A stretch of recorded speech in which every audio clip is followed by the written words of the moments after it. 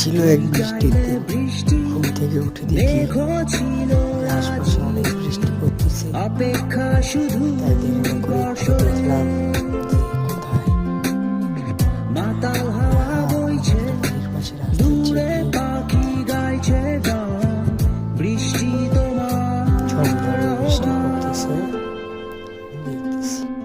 তুমি চাইলে বৃষ্টি, মেঘ ছিল রাজি, অপেক্ষা শুধু বর্ষণে। মাতাল হাওয়া বইছে, দূরে পাখি গাইছে গান। বৃষ্টি তোমার আহ্বান।